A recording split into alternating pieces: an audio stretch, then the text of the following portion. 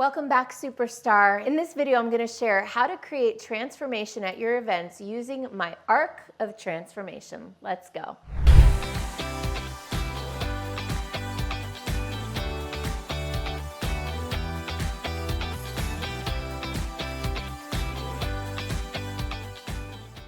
When people sign up to your events, they do it because they want to experience some sort of breakthrough, some sort of transformation.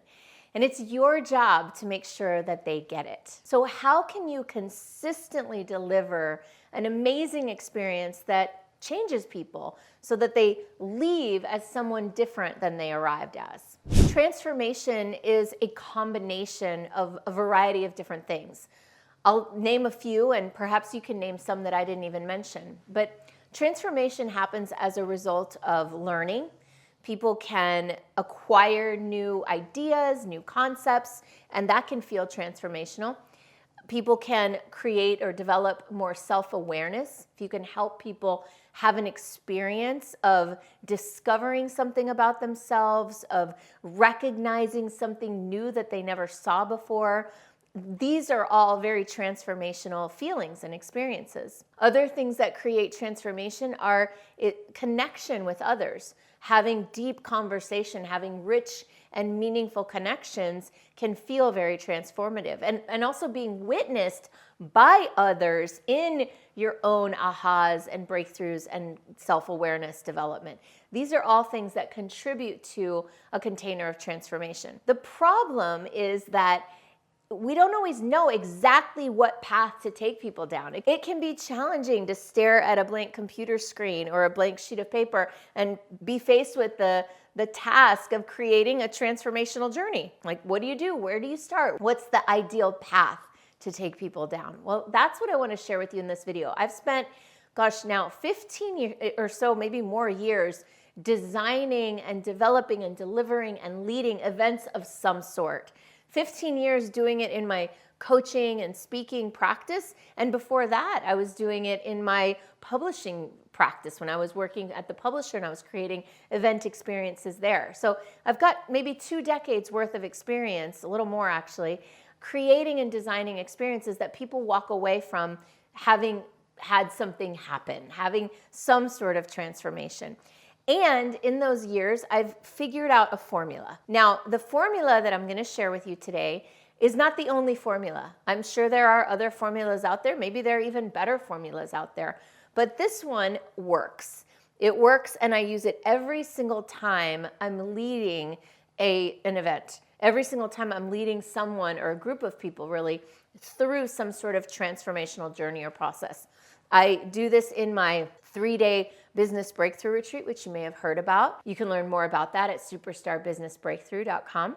And I also do it in the retreats that I design every single year, the originals. So my Superstar Business Breakthrough Retreat is designed with this process in mind, and the programs that I deliver to my 1-year Influencer Circle coaching clients, I do this process every single time. So I know that it works, and I'm also sharing this with my clients and watching them implement this structure, and it works for them too.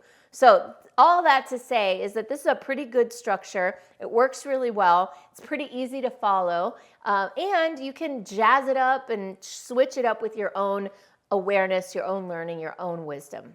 Now, before I dive into the formula itself, please take a minute to like this video, subscribe to my channel, and I'd love to meet you. If you have ideas and tips and tricks of your own, please feel free to share them below in the comments. Okay, so transformation starts with you preparing the people who are going to enter your space.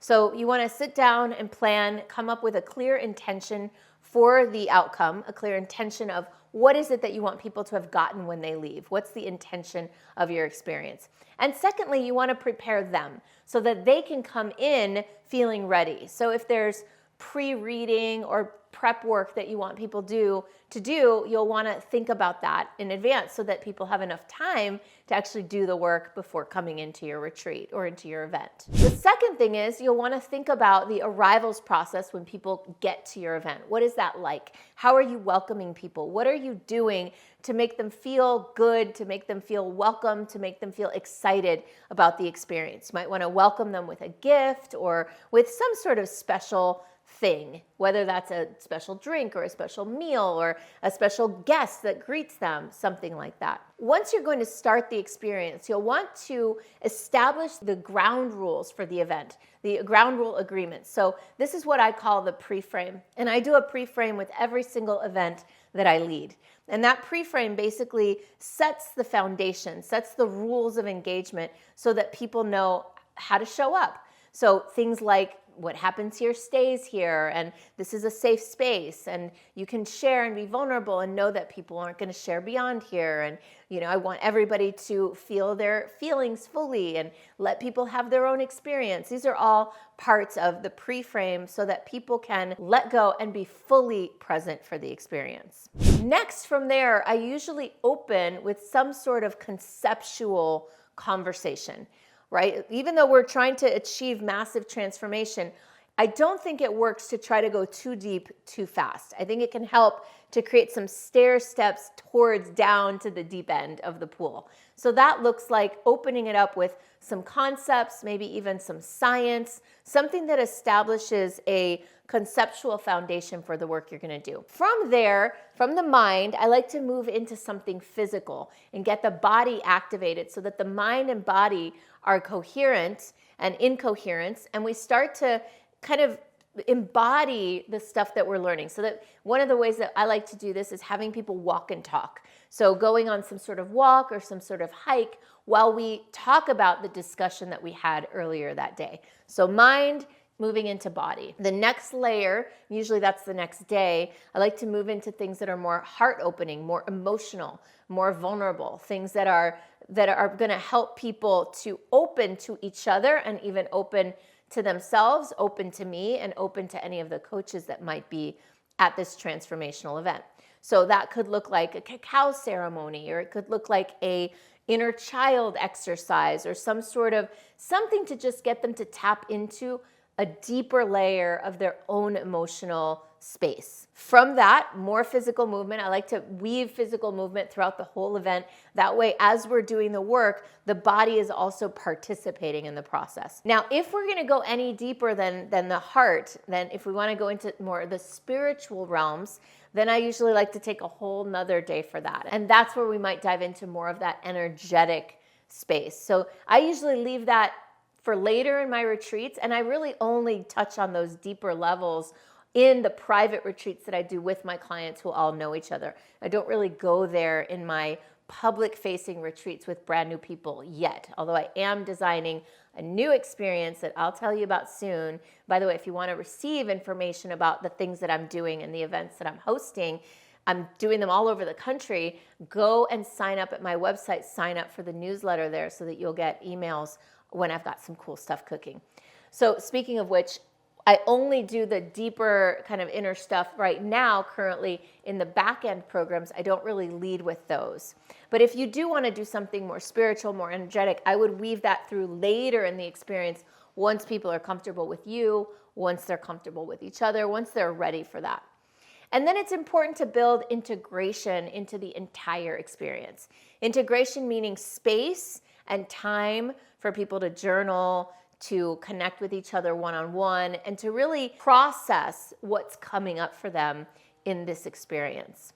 And then finally, the last piece of this is some sort of debrief or follow-up, something that's an integration of the whole experience. You want to build integration into every step along the way, and then have something to integrate the whole experience, and then something after the event as sort of a follow-up or a debrief, so that people can come back to it once they've been back in their world, once they're back in the real world, and they're seeing how things are coming up, how their life looks and feels maybe different since they've been through this transformational journey with you. So this is also an opportunity to see if there's a possibility for a longer term connection, for them to enroll in some sort of longer term coaching program. I'm a big believer, and you can see it from so many of my videos, that one of the main purposes of having and delivering and offering these incredibly transformational, immersive retreat type experiences is so that people will feel inspired to step into ongoing support, coaching, and work with you. Now, if you want to learn how to make your business more successful, more scalable, more joyful, more prosperous, then maybe I can help. I'm a coach. I specialize in helping people like you build and grow successful coaching businesses, and you can check out more at superstarbusinessbreakthrough.com. That's my foundational program that I deliver. And if you want to talk to me about whether or not we're a right fit to work together, you can connect with me at superstaractivator.com/go.